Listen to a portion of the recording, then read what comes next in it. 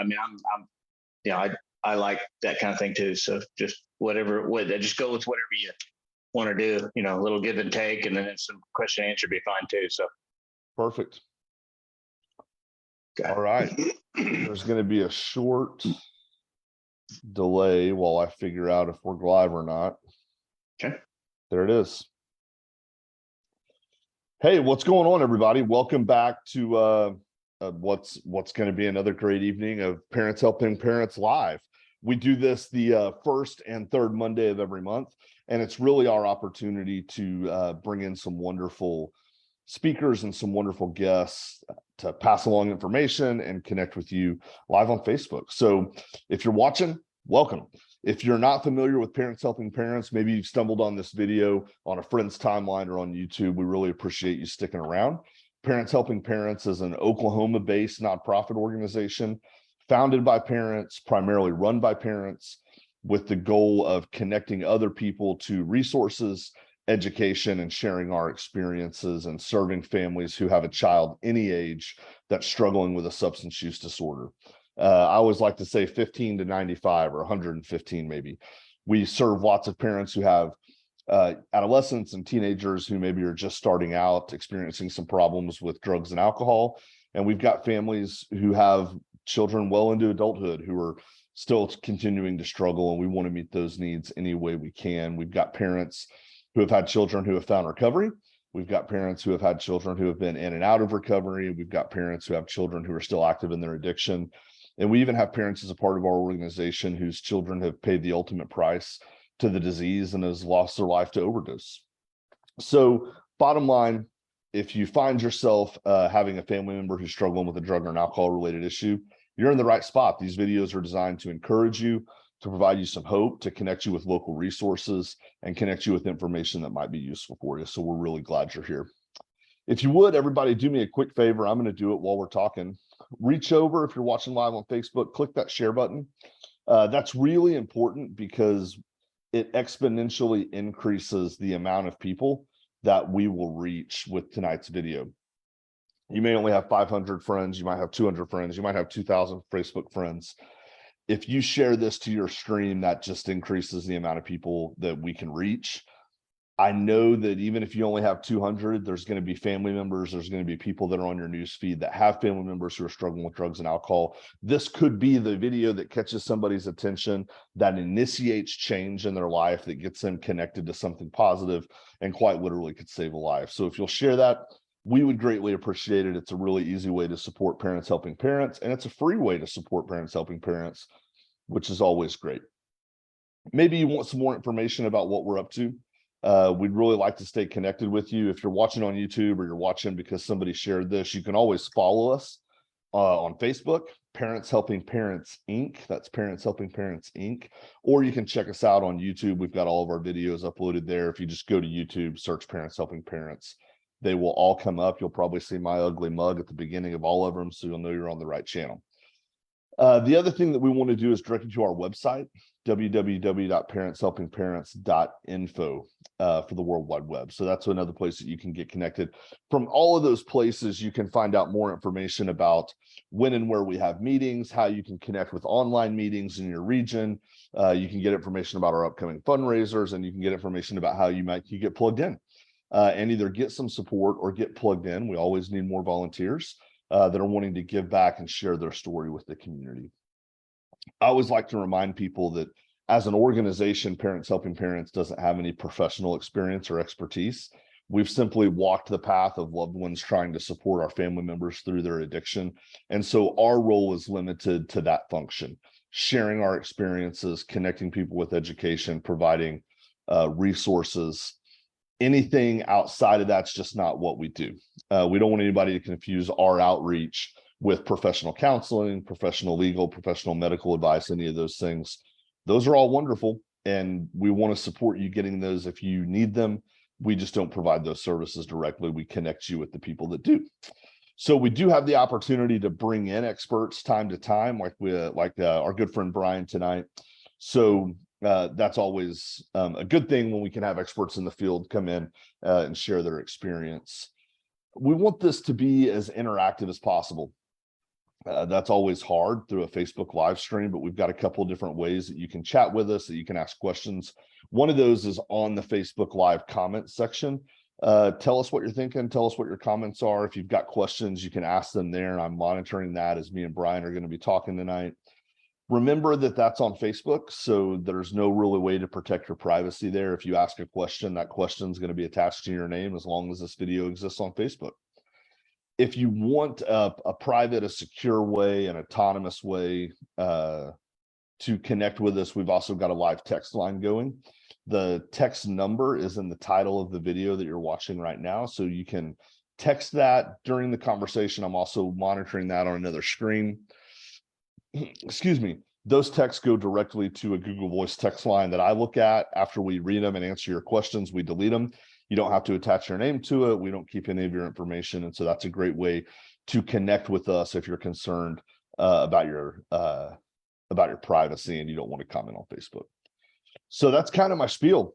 We're really glad you're here. I know there's lots of different things you can be choosing to do on a Monday night, but I think you found yourself in the right spot, and I think you're going to get a lot out of our conversation tonight. Brian Howard is a good friend of mine who has a organization and a practice locally here in Oklahoma City, and I know has a wealth of experience and information and has been able to successfully help lots of families.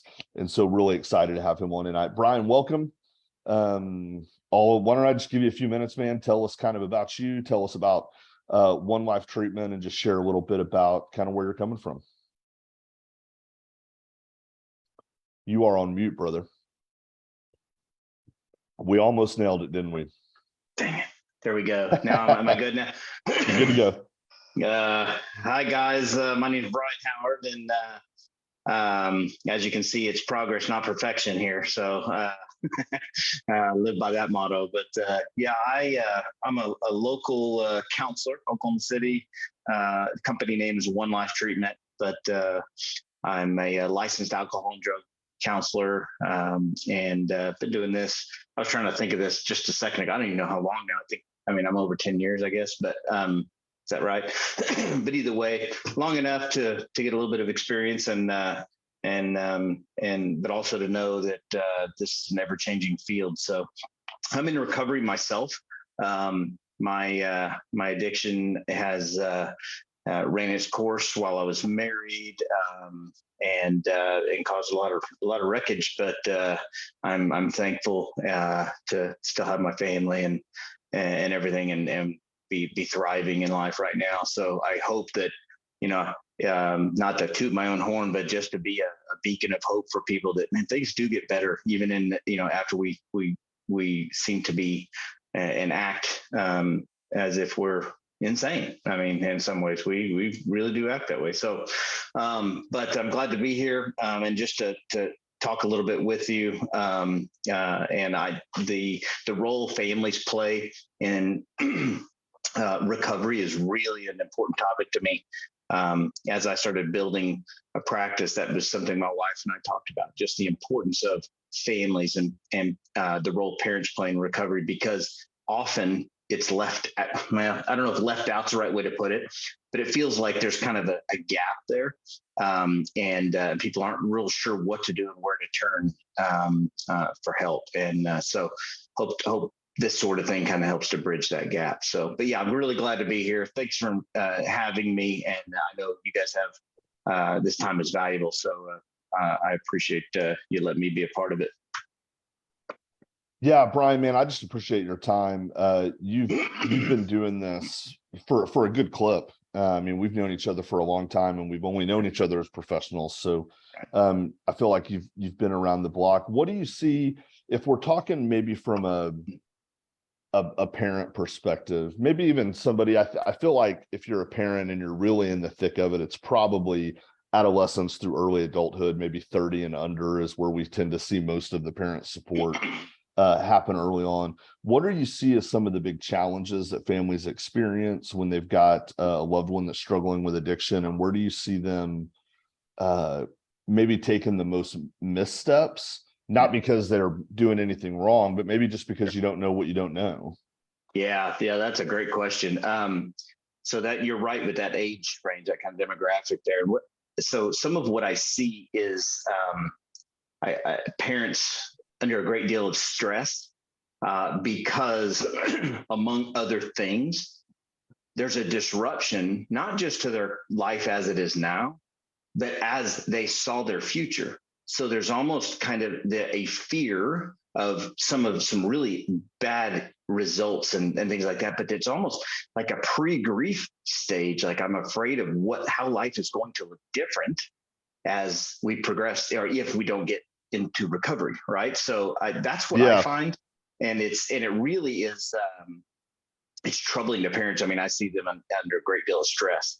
As far as some of the missteps, and you're right, it's a great way to put that, just because it's not anything they're doing wrong. I don't want parents, family members feeling like they're doing something wrong, because I mean, you don't know what you don't know, and even when we do know something, that doesn't mean it fits perfectly. There's no one-stop shop monopoly on recovery here. So, but what I do see often is something that I call it a house divided, which we've all heard here in Oklahoma, but I call it a house divided because what I see is often one parent that wants to handle it in one way and another parent that wants to handle it in another.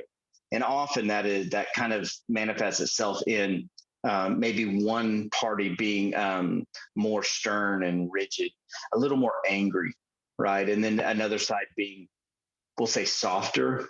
They tend to maybe be the enabler. They have sadness more. And so the approaches can be quite different, but the goal is often the same. So what you end up with is both wanting the same end game, but unsure how to get there. So I see that quite a bit. And that's usually what I try to help guide on is, okay, we're not actually butting heads here, even though it appears that way in the short term. We just need to get it. We just got to give some grace to each other and kind of point it downstream and realize we want the same thing, and how we're going to get there. It's going to be, it's going to look different to both parties. So that's kind of a misstep. And the misstep would be maybe that they end up, it kind of triangulates here. So you have the client, the addict, and you get, say, mom and dad. And so what ends up happening is mom and dad end up butting heads. So it's right. So it ends up causing quite a bit of distress there. So that would be one. I mean, obviously not missteps. You could name a few of those just because, it can be such a complex topic.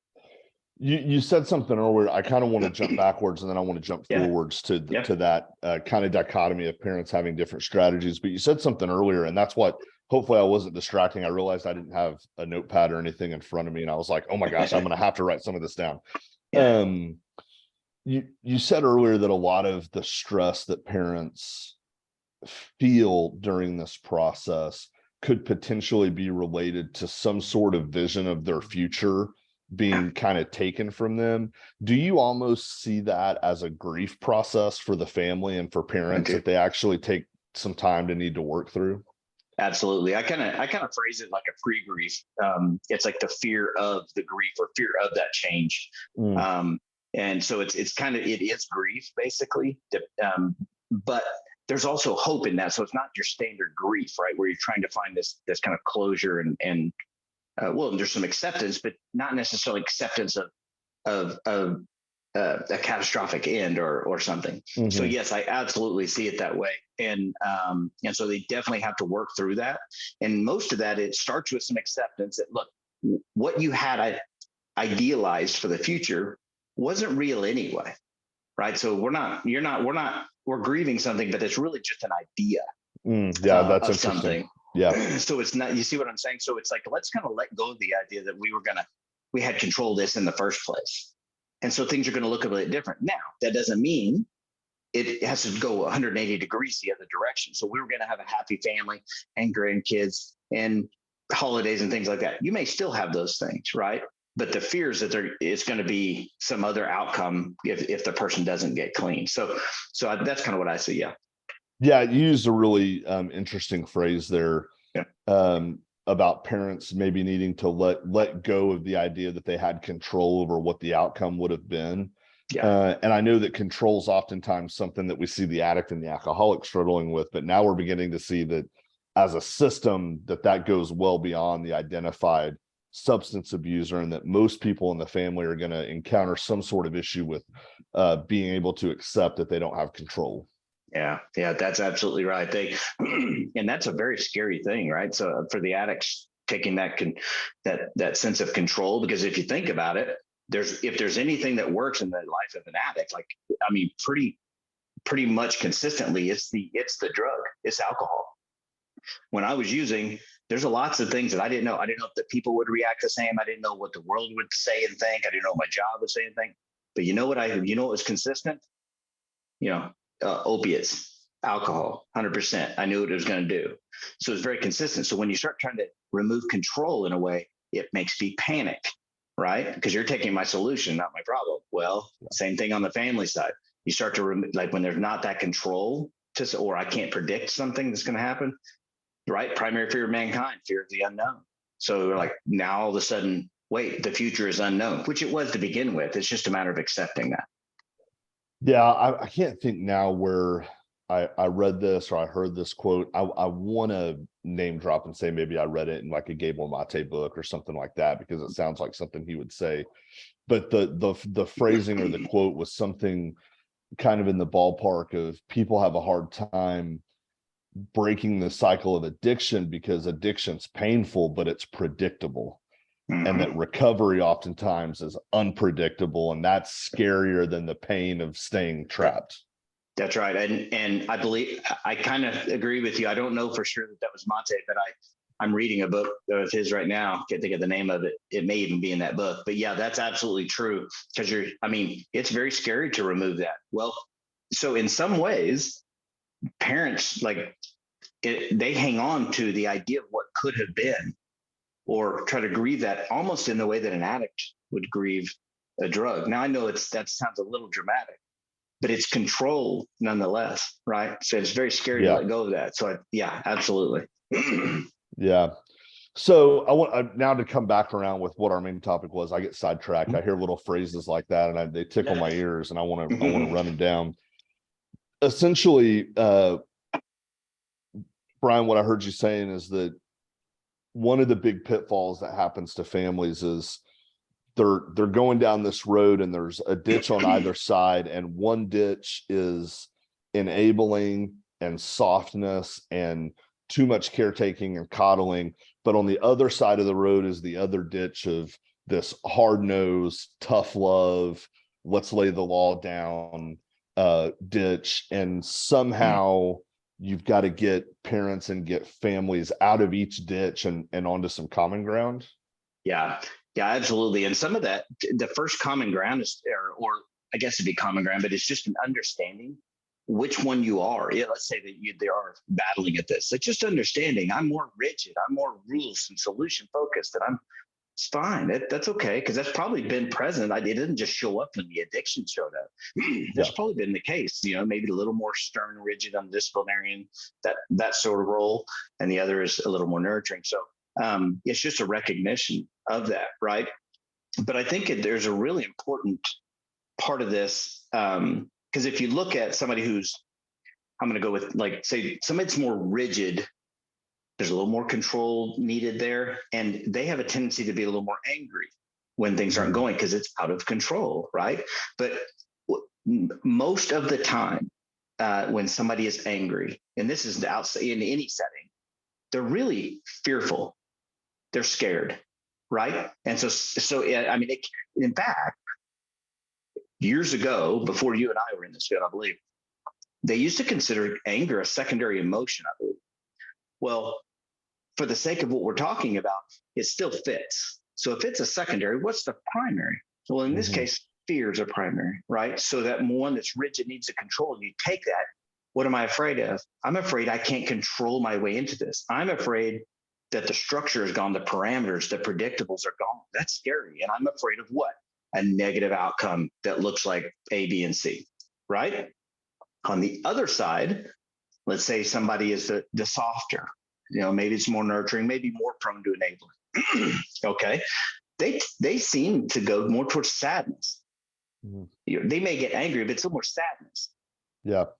That's also the primary to what ends up being fear for them, right? So they both are operating with lots of fear of an outcome of A, B, and C. And many times that A, B, and C line up.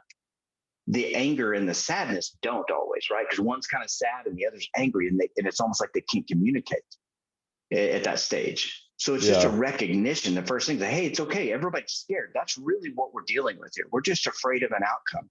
And we've got to recognize, how do I respond to fear? Right? Oh, so-and-so, it's anger. Oh, it's sadness. I get that. It's just an acceptance. They aren't bad. They're just there. Right. So Yeah. that's one of the first things I try to get them to accept, that look, it's okay what you're dealing with. But just because you're angry, or and the other is sad, doesn't make them wrong. It's just how they're handling this right now. Yeah. How important is it for parents or family members, because maybe it's not just parents, maybe it's siblings too that are wrapped up in this, to communicate with one another about what those fears are in the outcome?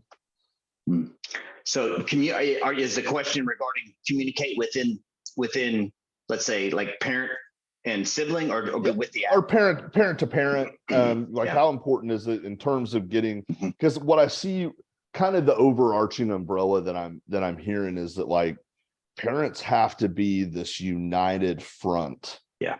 And any division between the two is going to serve as a point of triangulation for the substance abuser.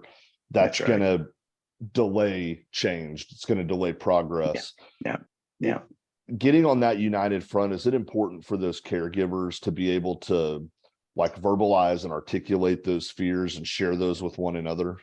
Yeah. It's not just important, it's probably essential or vital, and that they communicate those things. But I think even before they start that, they have to feel safe communicating those things, right?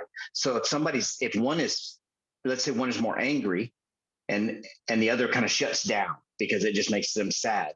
Well, the person that's angry may learn that, well, it's not a safe place to go talk about my anger, which is actually fear, right? I can't talk about my fear.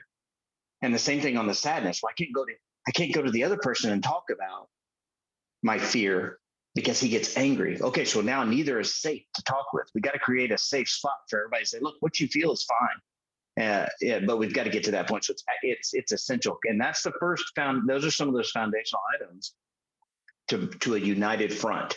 Because if we don't have that, you're right. It is fertile ground for an addict to manipulate. I mean, we're great manipulators. Yeah. And we're like the crack in the road. You get a little water and it freezes it. Boom, boom, boom. Pretty soon you've got a divide.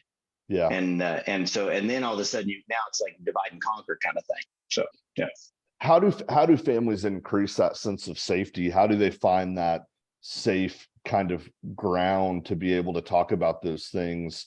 If the pattern has been, they get sad when I talk about it, they get angry when I talk about it, so we just distance ourselves. How do you find that safety? So sometimes you kind of, what I find, this is one example of where I've been saying you kind of have to have this before this. So you have to have that safety before the communication, and the communication before this. That's an example where you can kind of leapfrog it a little bit and say, okay, let's paint a picture of what success might look like, or let's say failure. Okay, so here's an example. Here's what I said. Let's say this one's fairly common. Somebody will come in, and in this case, I'm going to use an example without names, of course, but where a mother was more nurturing and giving in a certain way, and the father was a little more rigid and that kind of thing.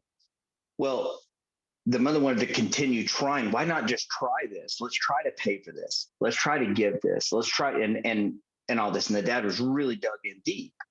Well, they both wanted the same outcome. So we talked about that what we're wanting, but we also talked about, hey, we can try either way. Like, let's say we go with mom here and let's try this, but let's define and I'm going to call it failure, but let's define that. What does it look like if this doesn't work?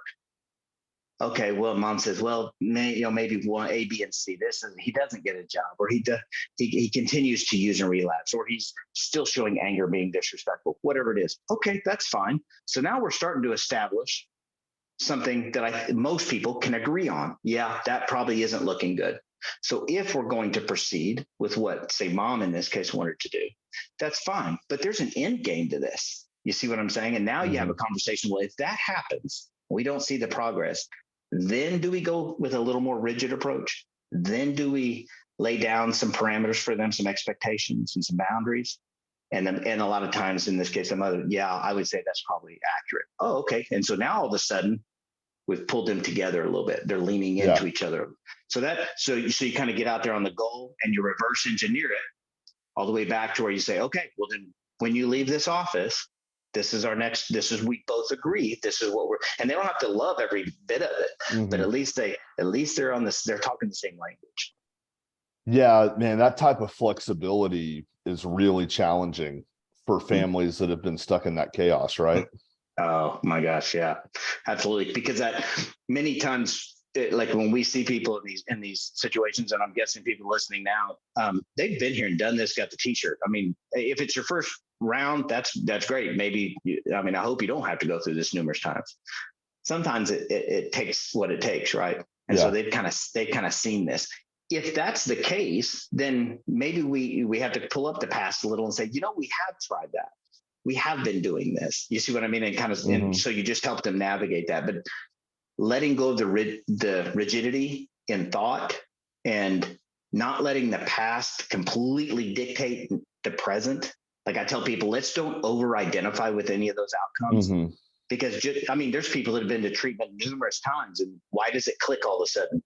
Who knows? That person is, we make change when it's too difficult or when it's too painful and too difficult not to make the change. So we don't want to over-identify with past failures. We want to learn from them, but we want to over-identify with them. So yeah. It seems like it's so interesting that same type of kind of rigid black and white thinking that we tend to see rampant in people with active addictions is really mirrored in the black and white thinking of the suffering families and in their solutions. I like to think that when somebody becomes rigid, let's say we're talking about the addicts, let's say, when somebody's rigidity kind of comes out, or stubbornness, if you will, in some ways. I even wrote this down. I think I saved in that journal entry I did one time. And I was talking about some stubbornness. And it's almost a convenience of people that don't have to change. Like it's like, otherwise that stubbornness isn't there, right? And you almost have to say, are you uncomfortable enough to make appropriate change? Because if you're stubborn, you still got your own ideas. Yeah. And your own ideas, your best ideas led you here. So yeah, that's definitely that rigidity. We see that in addicts quite a bit. And so I like to just tell people, look, if you're set on what you're thinking and the way to go about this, you may, maybe you're not quite ready for the help that I'm going to provide. So. Yeah. Brian, do you think it's healthy or appropriate for families to attempt to create more uncomfortability for that person in order to motivate them? Or do you think that potentially could backfire and be dangerous? Yeah. So I think it could backfire and be dangerous in this way. I'm not saying don't create some discomfort, but here's what I'm saying. If parents come in and say, we're going to create discomfort, right? And it backfires, it affects them negatively sometimes, right? Because then they're like, man, now we have to follow through. Now I'm wondering if I should do this. Now I got to fight with the enabler, right? So it creates some issues that way. But I usually tell people, let's don't focus on creating discomfort. The discomfort of addiction, the outcomes, they will present themselves. It's not about creating. I know, and then I'm playing with words, a little bit of semantics here, but I always think, for sure. You don't need to create discomfort. You just need to not soften the landing. So it's going to happen. Natural consequence. It will take hold. So it's not about that. It's about saying, look, I'm just not going to soften things for them anymore. So that's some of that balance though that people that are really good at enabling can't find, because they always want to catch. They want to catch and soften that landing for everybody so that they don't have any bumps. Yeah, and for the enablers, I tell them, look, I'm never going to tell somebody directly you're wrong or you're going to cause something by giving money. I mean, I probably could, and I'd be right a lot of times, and I'm just using money as an example, but to soften the landing. But what I do tell them, I say, look, you do what you need to do. If you're a mom or a dad and you need to do that, you know what? It's not my place. because if my children end up with this issue, somebody's going to have to remind me of it. I promise Yeah. you. Oh yeah. Because it's easy for me to sit on the other side of the office and say this, but I tell them, you do what you need to do, but know why you're doing it. Like, let's don't camouflage it. Let's don't put a costume on and call it help, because you're really doing it for you. And that's the thing. It's okay. That's all right. If you need to soften the landing and it's for you, okay. But let's don't expect different results other than just making you better. If it makes you better, awesome. Yeah, like let's at least have the integrity to be honest about this is about me. Yeah. 100%. Yeah, because there's some actions that we know probably are going to help them, but we also know, man, I can't not help them. Okay, go help them. But no, I mean, you're just, you're not teaching them to fish. You're giving them fish. So that's fine. Yeah. I'm okay with it. But just let's don't have an expectation and get really broken down. I can't believe they're still not getting help, or after all I've done is no, that's not how this works. This made you okay in the moment, and that's okay. Yeah. But you didn't do this for long-term sobriety. So yeah. Hey, what are your thoughts, Brian, about parents using support groups like Al-Anon to help kind of learn some of these tricks of the trade and to find balance and to learn like how to be safer and how they communicate? I love the idea. Community is massive, and feeling supported. This is kind of what I was saying when I was talking initially about sometimes they can get left behind a little bit, right? There's some resources for addicts. I mean, I know Oklahoma's not the best, but there are some, and there's AA, and there's treatment, and families, they need that community as well, so that they're not feeling so alone. There's another little saying I really like is that being understood as an adult is like being held as a child. And so when you have a community of people that understand you, when you walk in the room, you don't have to say anything, right? I mean, I know this for a fact right now. I can go walk into a room of AAs, people in AA. I may not personally know one of them, but you know what I do know is that I know that there's a camaraderie there. I know that they understand pain and despair in a way that's similar to me, and hopelessness.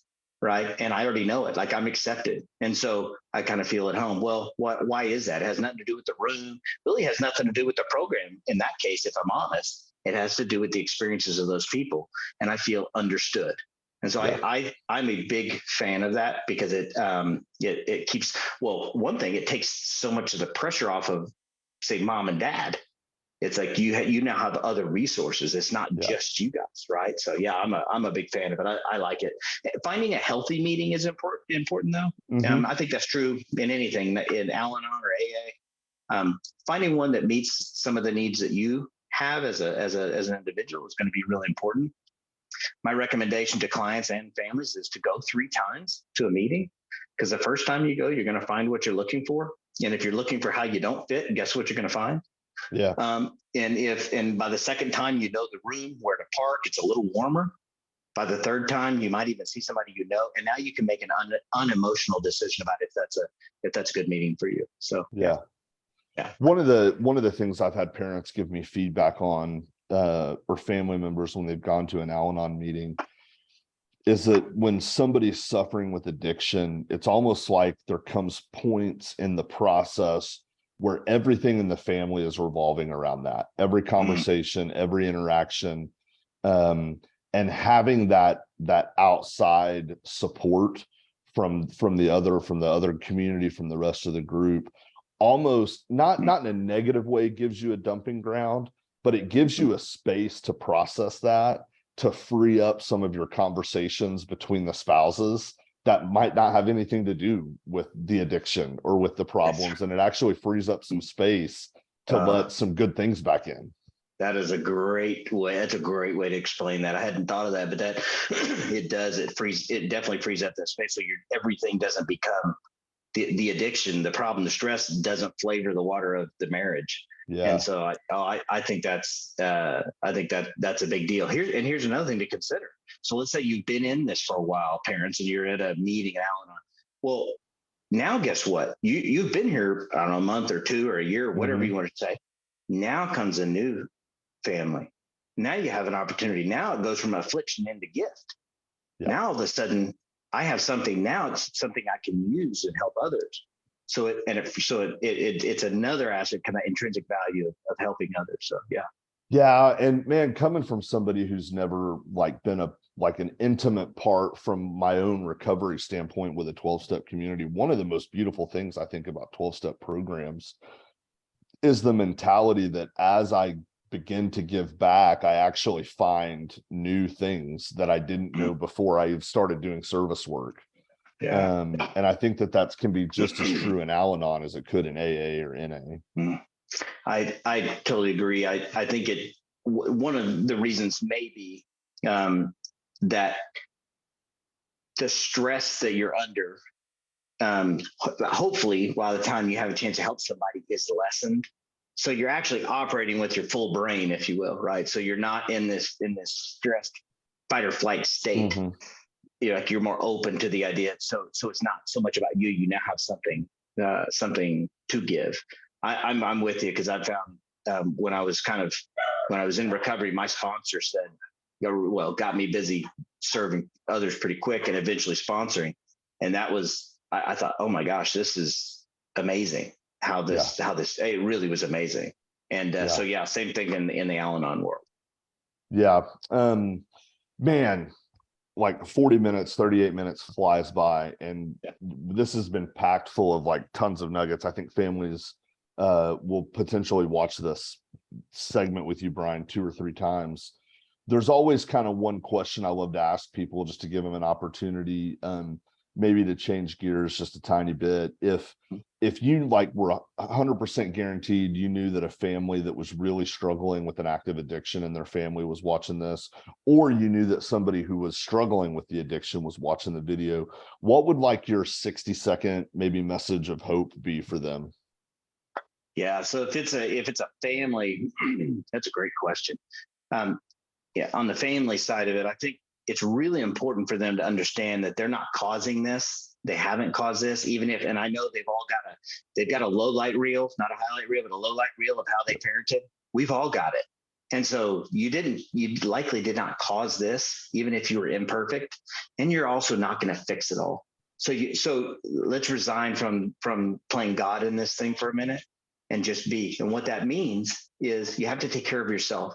I mean, and I know it's almost cliche, but you have to get the help that you need, whether that's in Al-Anon, whether it's in counseling, whether even some marriage counseling. Like, it has nothing to do with dealing with recovery. Just make sure you're in good shape. That would be on the family side of it. On the